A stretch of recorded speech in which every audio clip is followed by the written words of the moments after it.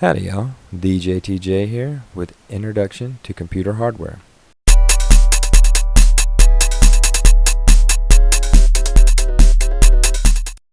The purpose of this presentation is to give junior high and middle school students an introduction to some of the computer hardware that they will encounter in a technology classroom.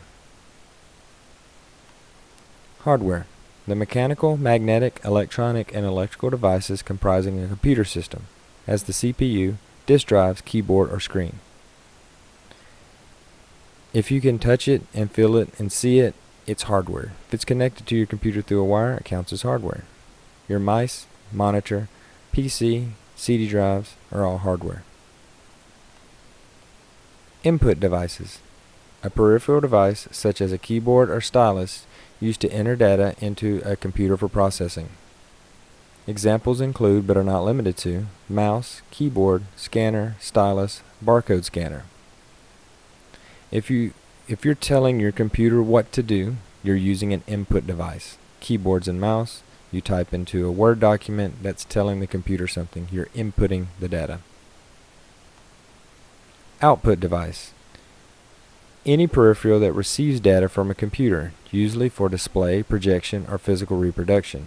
Examples include, but are not limited to, printer, monitor, headphone, speakers. If the computer is telling you information, that's an output device. Monitor/screen/display. It displays the computer's user interface and open programs, allowing the user to interact with the computer. In most cases, it's an output device. The reason we say most cases because there are touchscreen monitors now that act as an input-output device. Tower: a computer case which arranges the internal components vertically. Towers are a common style of case design because they allow heat to rise and escape more easily, while also providing easy access to components within the computer. Port: computer ports provide the input and output interface the device needs to communicate with peripherals and computer networks. If you look at the back of the computer, you'll see a lot of different ports. You'll also find ports on the back of your TV, and even your cell phone has audio and charging ports. USB, short for Universal Serial Bus. USB is a plug-and-play interface that allows a computer to communicate with the peripherals, such as keyboards, mouse, and speakers. USB is a very common type of interface. You'll see it on your cell phones. Every computer now comes with them, and they're very good because they are plug and play, meaning you do not have to shut the computer down. You can just plug it right in and your computer will respond to it.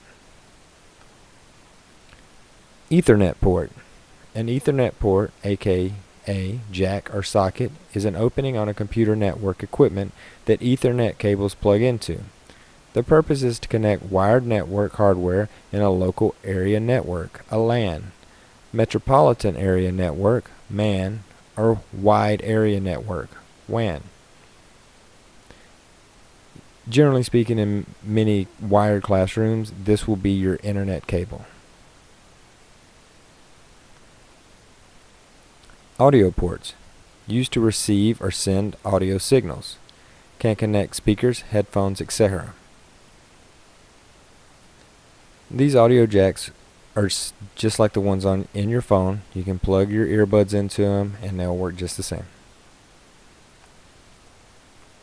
Video connectors: used to connect monitors and other output devices to a computer.